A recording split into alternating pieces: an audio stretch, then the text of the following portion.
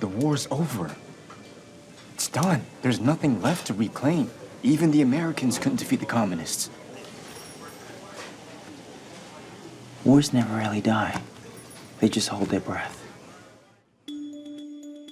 Welcome to HBO's The Sympathizer podcast, where we're debriefing and decoding the new HBO original limited series, The Sympathizer, which is based on the Pulitzer Prize-winning novel of the same name. I'm Philip Nguyen, a scholar of Vietnamese American culture, and on this podcast, I'll be joined by The Sympathizer's creators, the cast and crew, and of course, author Viet Thanh Nguyen.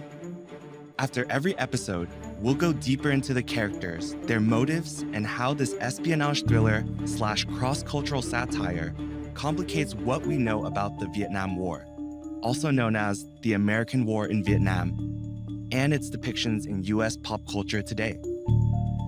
Looking at you, Hollywood. Today, we're talking about episode 5, titled All for One, and we have a loaded lineup of great guests for you.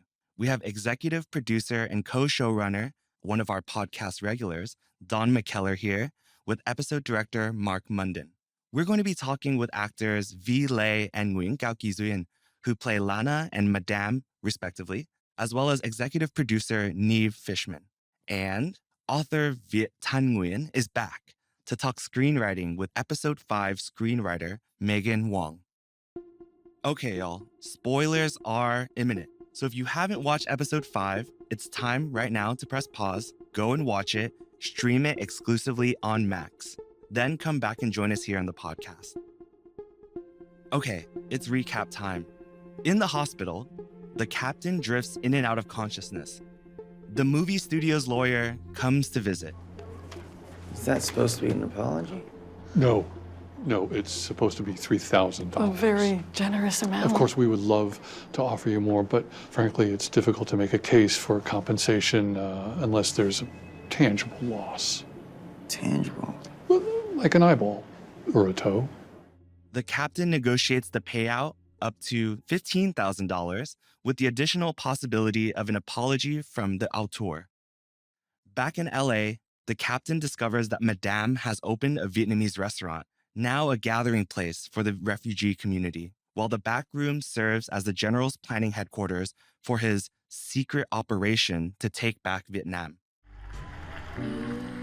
Bon and the captain attend a Fantasia event at the Roosevelt Hotel, where Lana is now performing under the name of the captain's mother.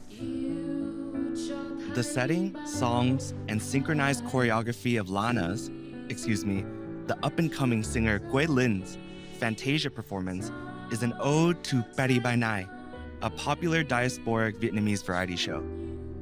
The show was created and produced by Thuy Nga Productions to preserve the history, traditions, language, and culture of South Vietnam.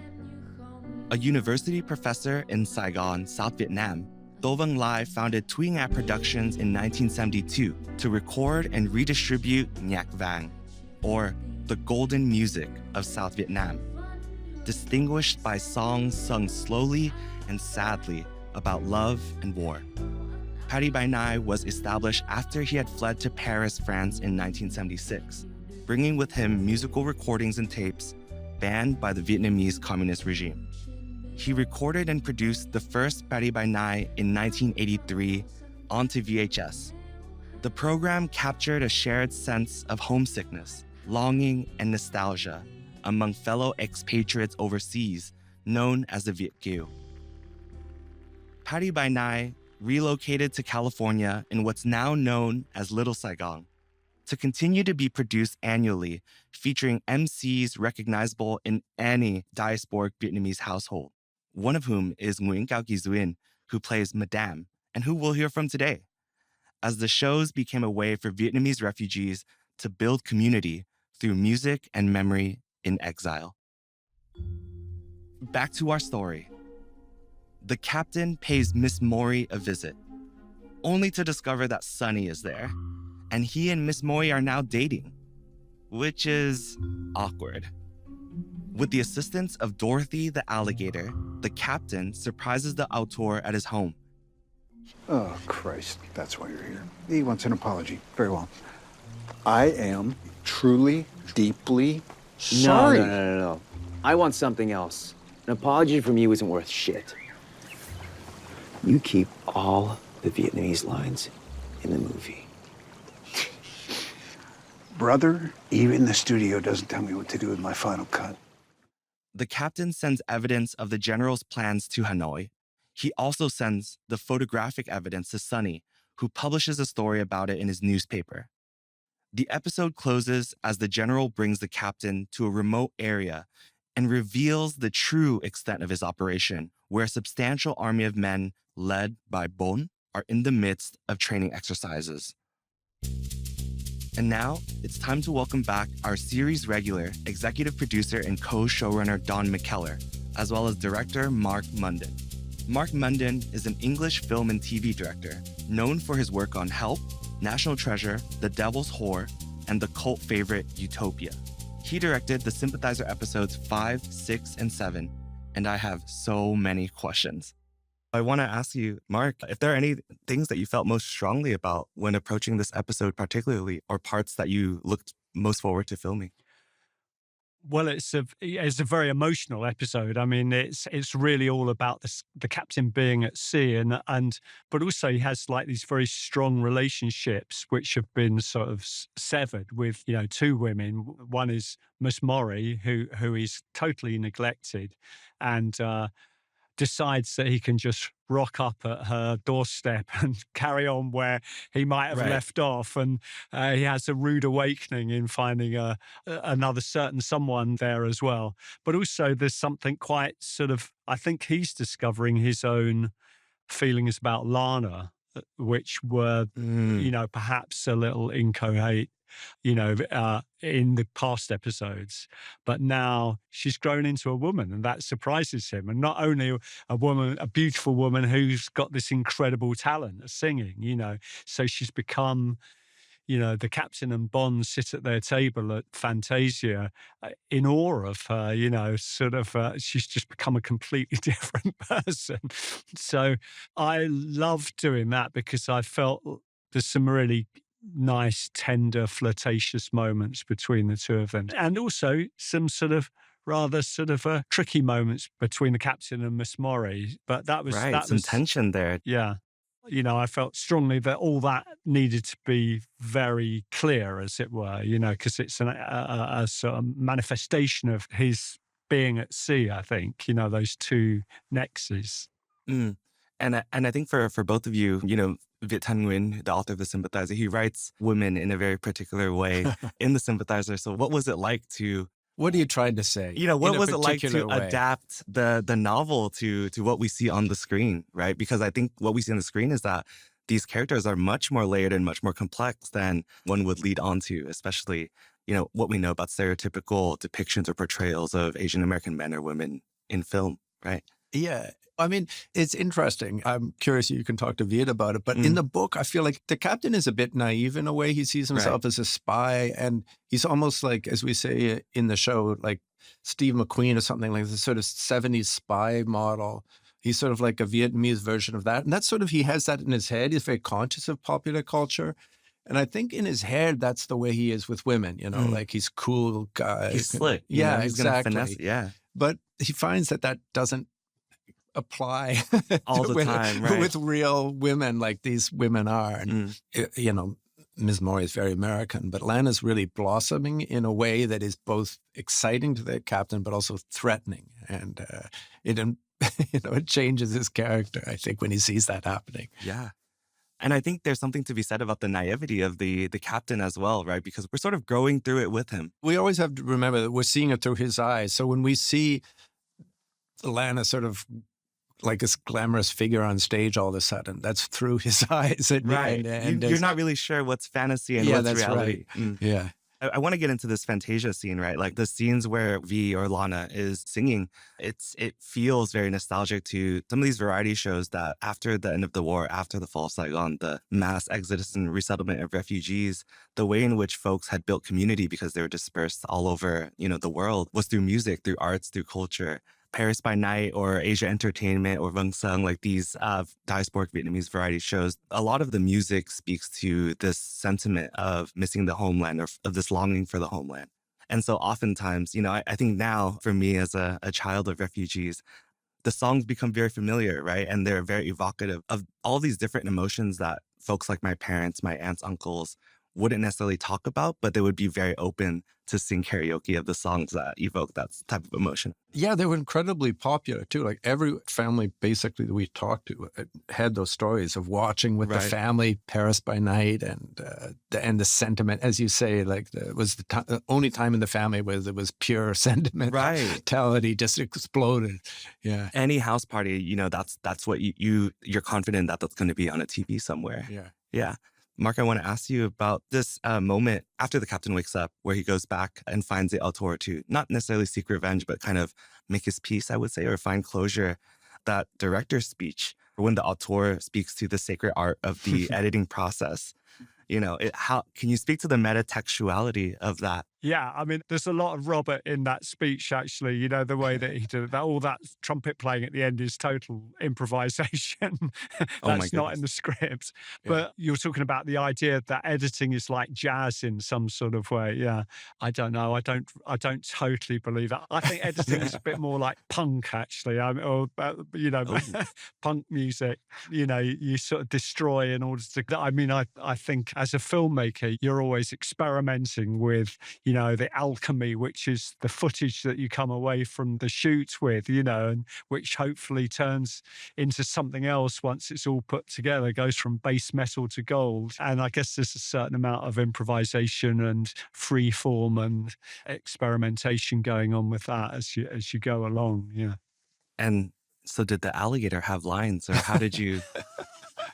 Where did y'all... Dorothy, the alligator. Dorothy, the alligator. Yeah, no, Dorothy didn't have lines, but what do I say about, what do I say?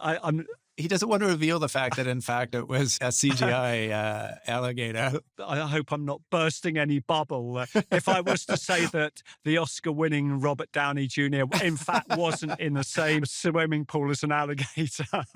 I think for our insurance reasons, I'm sure he would have been game for it, by the way, but I don't think we would allow him to have really be in a pool with a live alligator. Right. Yeah. I'm surprised he wasn't the one in the alligator suit that was swimming in the pool. Yeah, that's true. We could have done that. Yeah. And as the alligator. Another antagonist. Robert was very brave, I'll say. He didn't fight an alligator, but on the other hand, it was really cold that day. Do you remember, Mark? And you can see the steam rising off the pool, and he was very game. Yeah. So part of his reaction to the alligator is actually reaction to the cold water. Oh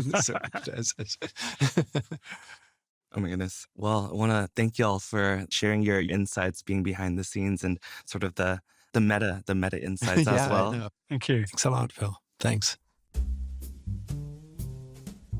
And now I'd like to welcome actors Ky Duyen and V Lê, along with executive producer Niv Fichman.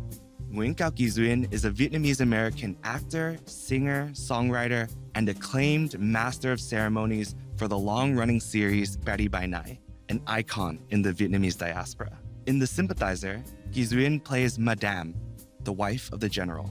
V Lê is a Vietnamese-American actor making her film debut in The Sympathizer. She plays Lana, the daughter of the general and Madame. Executive producer Niv Fichman is an Israeli-Canadian producer and director, and one of the founders of Rhombus Media, which co-produced The Sympathizer with A24, Team Downey, and HBO. Welcome to Niv, to V, and to Ky Duyen for joining us on the official Sympathizer Companion podcast. My first question for you all, just to get us started, is, this is a very historic moment for the Vietnamese diasporic community. And I want to know how each of you got involved with the series, because you're coming at it from sort of different perspectives, right?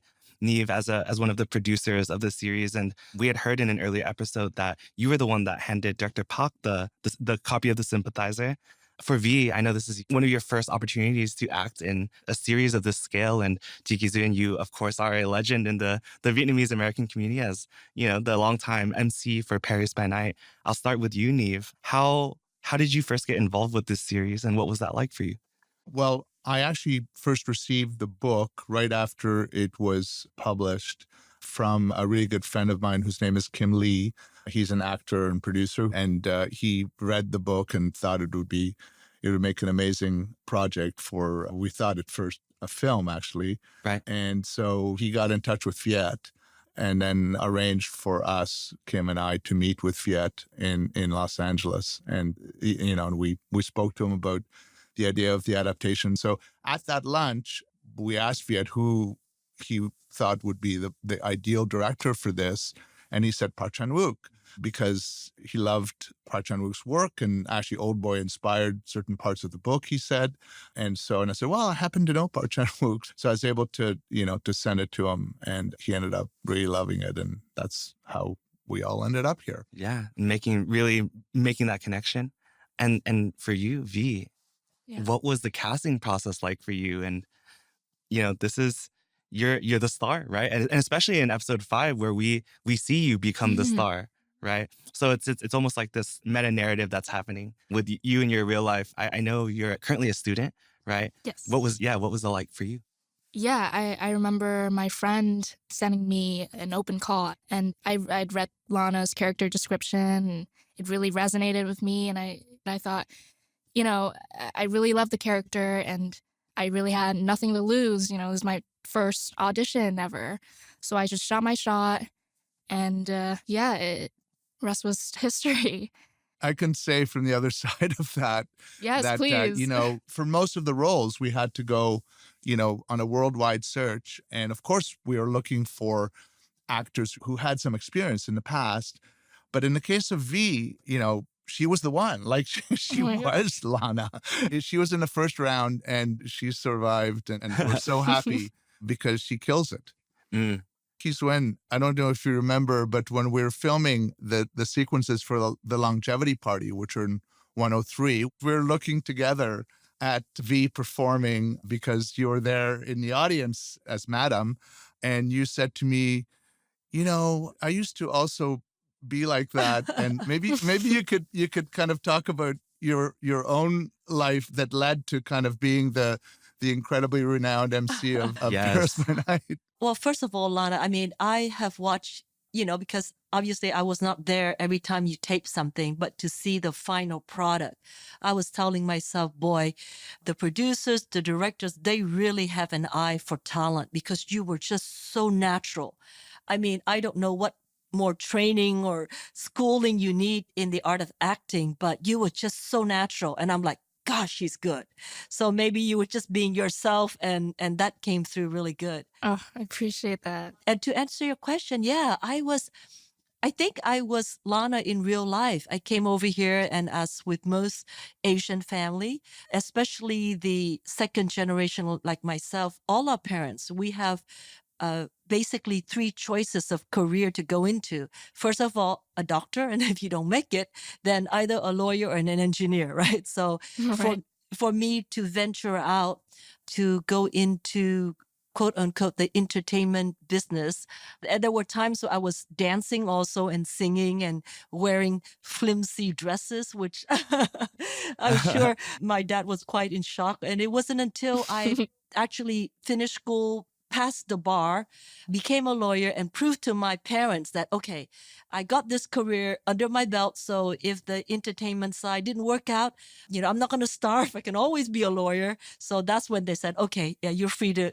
try out and do whatever you want to do. So I saw a little bit of myself in you on that day. I think a lot of the art as it imitates reality, imitating art is happening, right? So Ky Duyen, your family is also referenced in the novel itself, and there are so many similarities between what's going on in the series, even with the general opening the liquor store and the sort of relationship that you have. And I know the costume design too was inspired by your mother as well, right? For Madame. Yes, when I got there, the wardrobe people were showing me pictures that I don't know if they knew that the pictures they showed me were of my mother. But I didn't know if they knew, and then they picked it, but they showed me, and I said, wow, yeah. So there were similarities, but I think that's where it ends. There was similarity in the mustache, the liquor store, the fur store, the daughter going into entertainment, and I think that's where the similarity ends. Yeah, we always have to remind people this is a work of fiction. Right, right. That's based within a context. It's not meant to be exactly right. the same, but I think there's so many inspirations from many people in the Vietnamese community, and then, you could say the same about V herself, Right. is that, her own character is based on her own life, Right. but in a way, her own life actually happened before the character, you know what I mean? So it's Exactly. like, which comes first, it's kind of the chicken and the egg. The chicken and the egg, which is also another recurring exactly. symbol in the Yes. in the series. Yeah.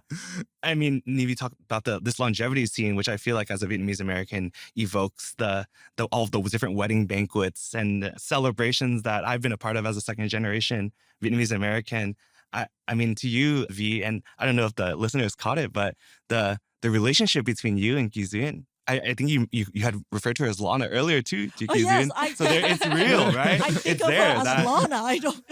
Right. And so we have this very strong character played by very strong women in roles that for a long time forever, right? We haven't seen Vietnamese American actors play these Vietnamese American roles.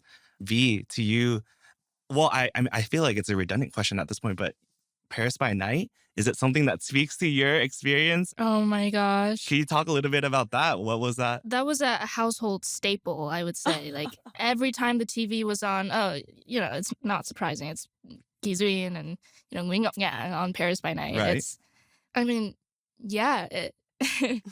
As of every other household, really, it's our main entertainment.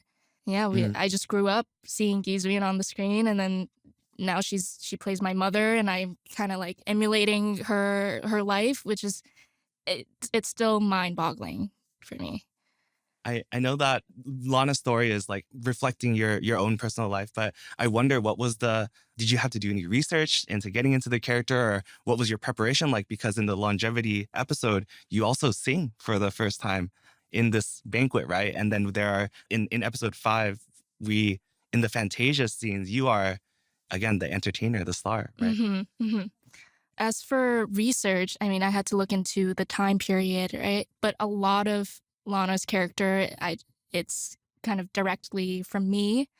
But as for the performances, I did theater and musical theater in high school, and I've always wanted to be on the stage. It's like where I feel like I am most myself when I'm, not in myself, if that makes sense. The rehearsal process for those performances were so much fun. And, I had Niv right there to kind of hold my hand and guide me through it all. I feel like he really got me out of my shell because, I was so new. I didn't know how to navigate things, but he was there to really comfort me. And we should probably also give a shout out to Shonda Sawyer. Shonda and Eve, my guardian angels. Oh my gosh. She was introduced by Ky Duyen because when that same conversation, when we stood there watching V, and I said to you, she's doing really well, but, in episode 5, she really needs to be professional. Is there any way you could connect me with any of your colleagues that can help us like really, choreograph and stage like a much more advanced show? And you introduced us to Shonda, which is really, really amazing. I look at V in those performances, and even the dresses she wears, the movement, and I think of myself, and if you look back on some videos like 20 years ago, the body type, I was probably her same kind of height and weight, and the movement, and why it looks so much like the real Paris by Night is because Shonda also choreographed and taught me how to do all my moves. So Right. it's the same teacher. So yes, and yeah, I thought you were also great in those. And it's not just the movement, it's the expression. And I think that is something that cannot be taught. That is something that comes from inside of you. And the way you move, your eyes, the way you flirt, it's so, you have so much confidence. Like, I cannot believe it's the first time you're doing this. It's so professional. It's just so much more grown up than you are outside. And yeah, you did really great. Amazing. I appreciate that.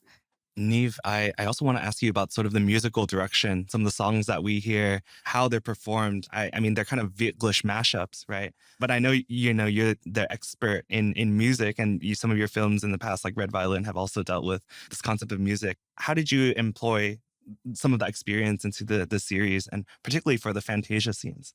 Well, we wanted to have some, famous songs like Close to You, Right. and, we wanted those songs to be in Vietnamese. So we actually got a lyricist who also works with Paris by Night that Shonda introduced us to.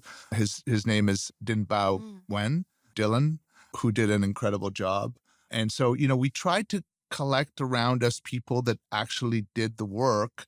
And I think it shows in the sequences because, we didn't want to have an Americanized version Right. of, as is the entire series, we didn't want to have an Americanized anything. Right.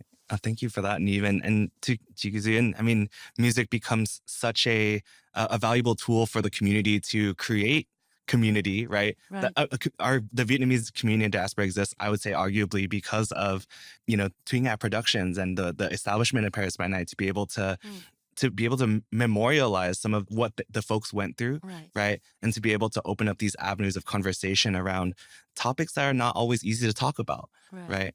I mean, given your very vast experience through Paris by Night, I just want to ask you, having worked in the Vietnamese American and diasporic Vietnamese community for so long, how do you think that our community will react and receive the Sympathizer series, right?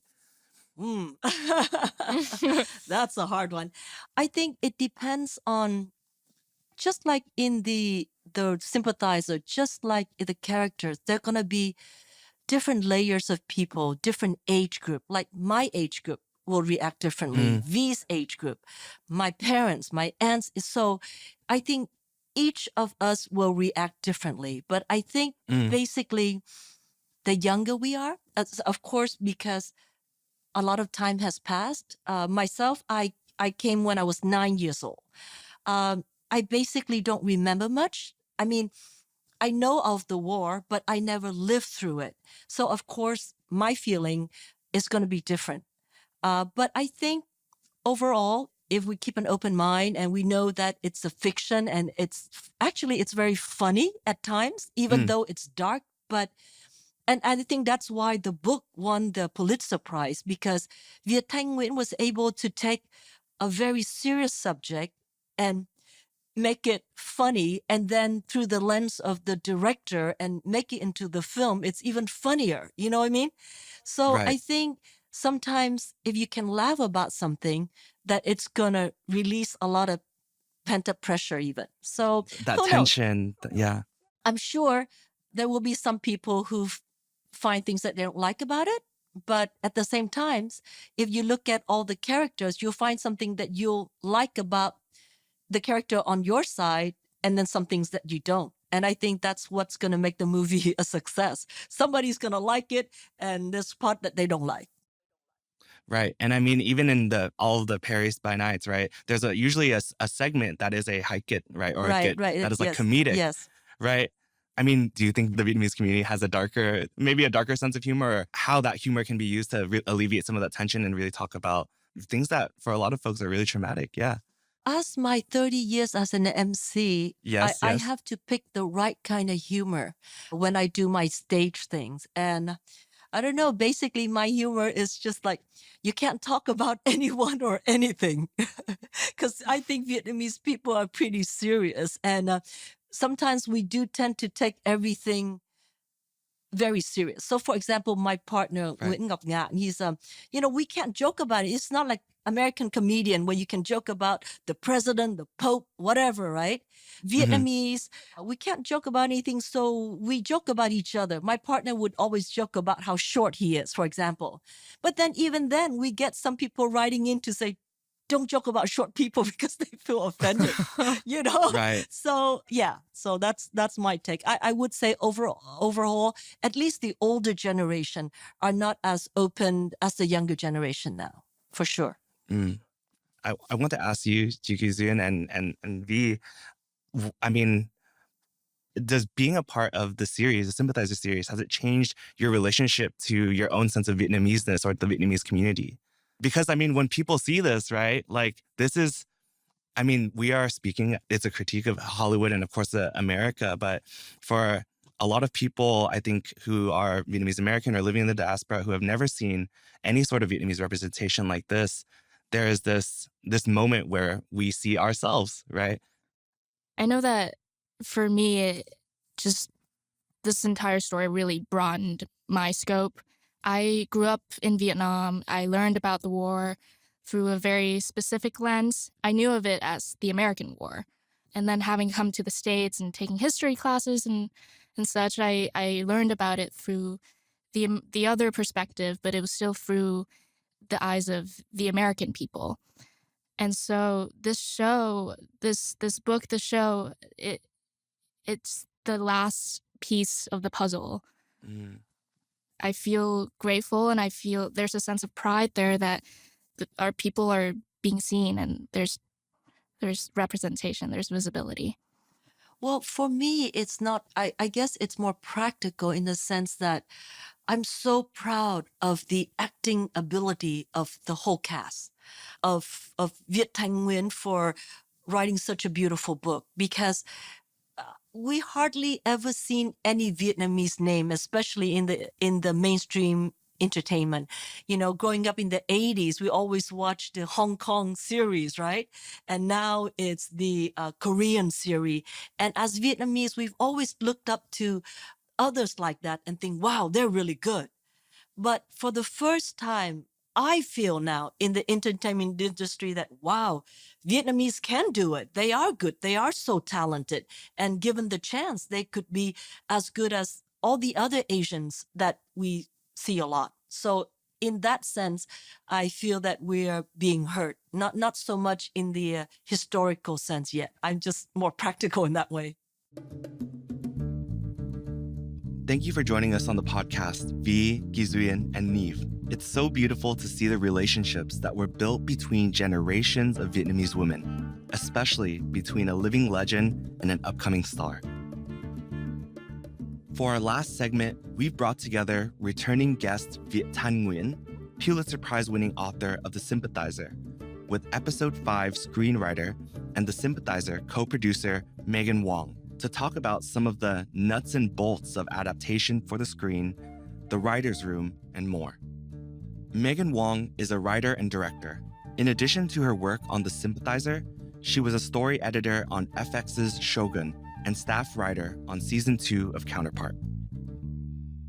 Maegan, Viet, welcome to the podcast. Thanks, Philip. Yeah, thank you so much for having me. Viet mentioned earlier, this is your first experience meeting with one of the writers for any of the episodes of the television series. Maegan, are there any insights that you can kind of share with us about what it's like to be a writer in the back end making this series? I've always been a huge fan of the book. The book meant so much to me. And I'm also a huge fan of Park Chan-wook. So when the opportunity came to me, I just felt like I had to try everything that I could to get on the show.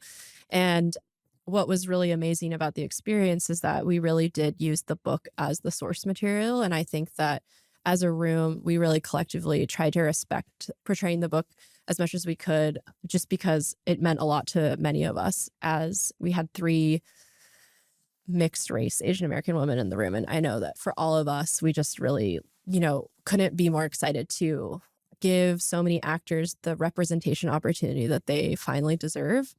So in the room, we, Park and Don came in with a pretty good idea of how they wanted to break up the book into 7 episodes.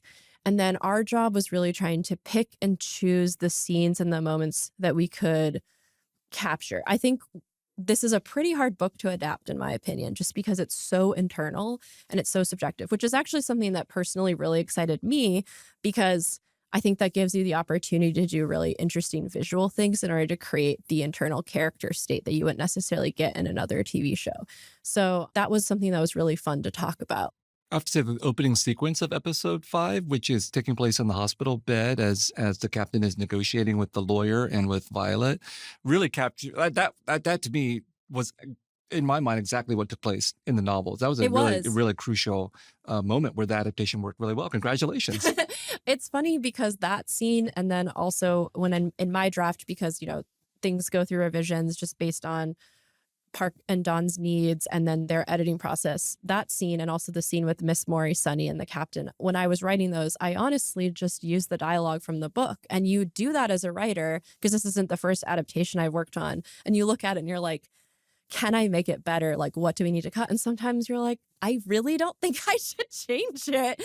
It really captures the spirit perfectly as is. And, often the scenes are too long just from usually book scenes are too long when you're adapting them to television. So you're usually cutting. But I remember that one, it was like, we can just kind of keep it as is. And it's a great scene. So honestly, thank you for making my life easier, because that is the truth. We just kind of used what you'd written.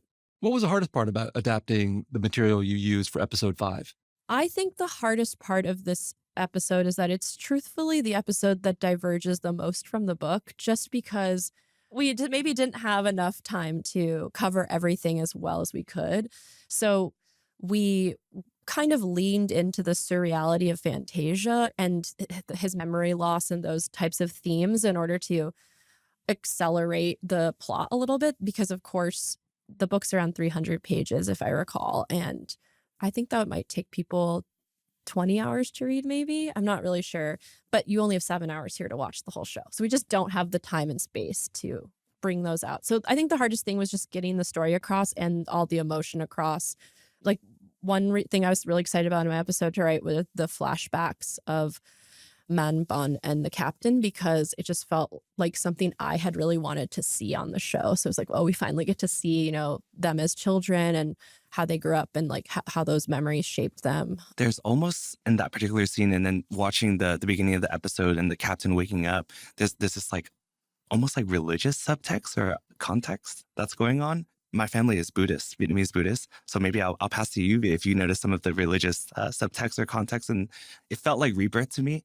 There's also this like statue of, it looks like Our Lady of La Vang, if I would say, but I wonder if that was intentional, or if that was something that you had in mind when you were writing out the different scenes in the flashbacks, right? Yeah, in the flashbacks, I mean, the flashbacks for me were really just, in my mind, are that sense of how memory is a bit jumbled and not fully, you're not necessarily in touch with it. But I think some of the religious stuff does set up maybe later things in that's why it's hard to talk about. I think it sets up other things in other episodes. But yeah, I think that's like a really good analysis of it. Viet has spoken about black holes in memory that occur after trauma or traumatic incidents. Do you feel like that's captured well in this episode from the book to the adaptation? Just want to say the book will only take you 14 hours to read, not 20, because that's the audiobook version. It's 14 hours long by the actor. I'm going to have to clip that and send it to my students. I listen to audiobooks, so I have no problem with people listening to Francois's excellent narration. In the novel itself, it's definitely a rebirth that takes place, and it's midway through the novel. So structurally, it's very crucial that it's midway. He's been through this horrifying experience, getting blown up and so on, that we have seen in episode 4, and then he ends up in this hospital room where then this part is actually not captured as well in the adaptation, I think, not because of your fault, but simply because in the novel it's very interior as he's processing everything that's going on, and it's a very surreal sequence in his imagination. And it's an explicit gesture to Ralph Ellison's Invisible Man, where in Invisible Man, our narrator also gets blown up in a factory that makes the whitest of all possible paints. And then he wakes up and he's being experimented on by scientists and so on. So that's really, really crucial. But of course, then Maegan's job is to try to figure out a different way to signal the rebirth that's actually happening. And although we're here, I think, to talk a lot about the screenplay writing process and everything, I just want to say about these 3 young actors who play Mutton Bone and the captain in their youth. They are so good. They're amazing. They're amazing, right? And I just thought, I get them a little mixed up trying to identify who's who, but I think it's a character of Bone as a little boy, the actor who plays him. I wish I knew his name. Sure, smaller in stature. Yeah, but his like Southern Vietnamese accent is so the incredible. dialects are on point. Yeah. They're so incredible as actors. And that was a really beautiful scene. Beautiful is the right word, when they find the head of the Viet Cong soldier on the ground. They all freak out, and they do this is where they do the oath, right? They cut their palms and put them together. Which is obviously from the book. Yeah.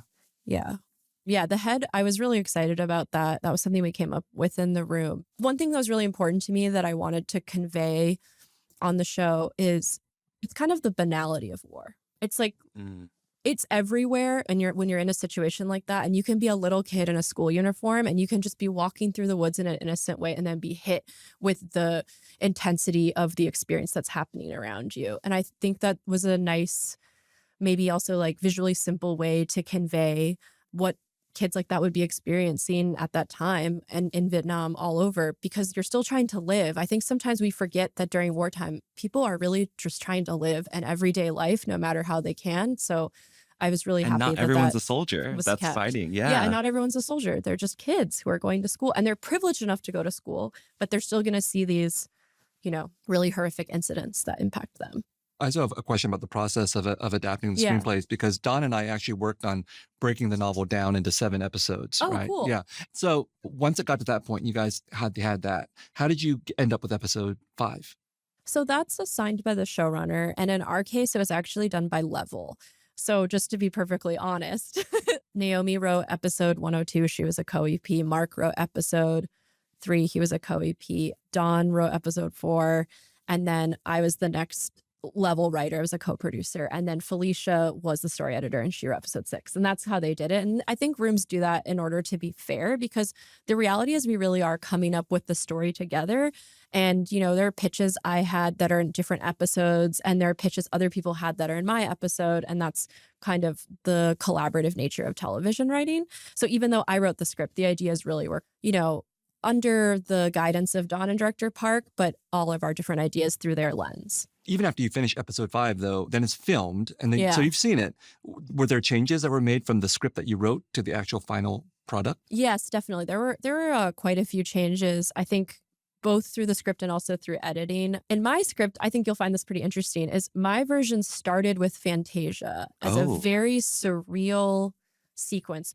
What I love about Fantasia, right, and I love the way you wrote it in the book, is it's the city of people kind of reaching for home. And they're going to this event to sing and just feel this closeness of home. And the captain's been blown up, as you said, and he's laying in bed, and he's in the hospital bed, and he's exploded. And he's also, there's this third meta narrative that he's writing his confession. Right. So my idea was like, what if the episode really feels like he's writing the confession and it's his memories are mixed up, where it's like Fantasia, but was I in the hospital? And there's kind of a blending of those realities that I feel is very authentic to his experience. One thing that's really personal to me about the show is like my uncle was actually in a Chinese re-education camp. And so I just really wanted those things to like be clear about that experience. And another thing that was different in the versions that we had in the room is that we actually had the captain kind of mess up his interrogation so much that he had been put in the box. So in my episode, it was also like I was playing a lot with the light through the slats of like the experience of where are you and like the chaos of it, which we all thought would work really well with the fact that he had just basically had a traumatic brain injury and is kind of going through this crazy experience at the same time of him being in that situation in the re-education camp. I think that's an important point that, in both the Sympathizer and in the sequel, The Committed, we're dealing with a heavily traumatized person here. But of course, if you've been heavily traumatized, you're not necessarily telling everybody at every step, I'm heavily traumatized, but you're going to convey that in some manner of your personality or your speaking. And likewise in the TV series, as part of the challenge, you don't want to announce the character's psychological state. You have to sort of convey it through, as you said, perceptions and actions and so on. So there's a great moment in the Fantasia sequence where the captain is watching Lana perform, and then all of a sudden there's Mutton in the background talking to him, right? That's the voice of his conscience and all. Mutton is not literally there, but it's as if he's in the room talking and reminding our captain of what he has to do. Almost like a ghost in a sort of present absence. Yeah, and it's just like his psychological state is, what's kind of nice about it, again, is that it's not just in the interrogation that his psychological mind is messed up, but I also think in the present storyline, these ghosts, these ideas, these things are just still revisiting him because trauma like mutates and changes over time. Right. And as the viewer and as the audience, we are sort of processing all of the different traumas with him because we know that there is a meta narrative going on where he's writing his story in this there's a lot of pressure as he's writing the story. At the same time, he is processing all the things that he's been through. And there's not much time between these different moments that happen to him, right? I think another moment that stuck out to me for the scene where he's waking up to the lawyer and the auteur's assistant, right, is that he's also kind of catching up as everyone else has been moving along, right? And that's something that I feel he reconciles with through the course of the episode. Yeah, he was unconscious for a little while. You know, I kind of want to ask for our audience members, we're here in the studio with Viet and Maegan brought an annotated copy of the Sympathizer. And, you know, you were kind of starting to get into a little bit of how personal it was for you to be the writer for this for this episode, right? I mean, we don't oftentimes see like mixed race or Asian American writers at any of these tables, right? What is that like for you, right? To be in the sort of historical moment where this, you know, 10 years after winning the Pulitzer Prize, we see the Sympathizer being made into a television adaptation. You're there with the power and authority to write what is authentic, whatever that word means for you. Do you ever feel that? Oh, I might cry because I feel like such an immense responsibility. I mean, my family history is pretty different from other people's family histories.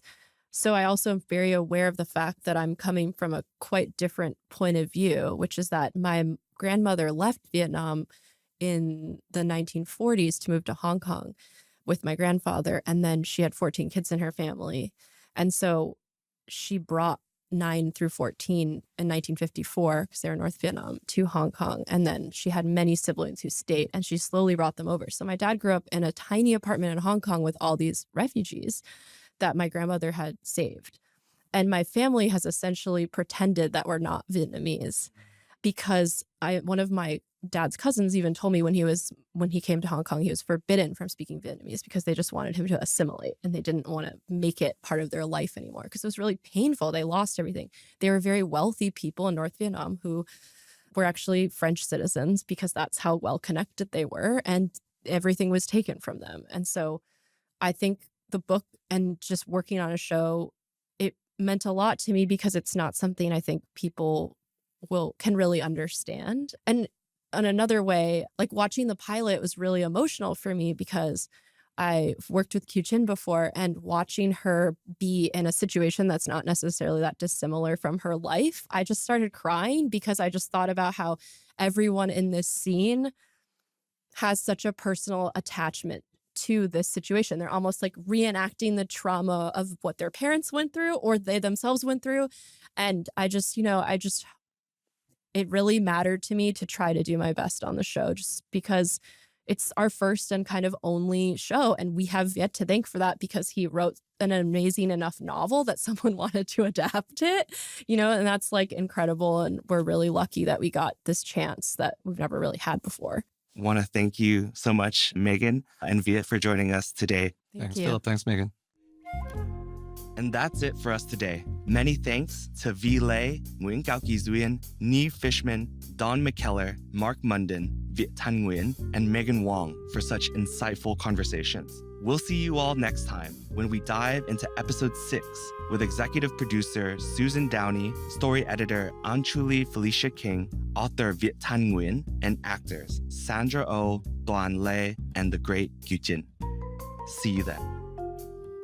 In the meantime, stream new episodes of the HBO original limited series The Sympathizer, Sundays, exclusively on Max, and subscribe and listen to the podcast after every episode of the show on Max and wherever you get your podcasts.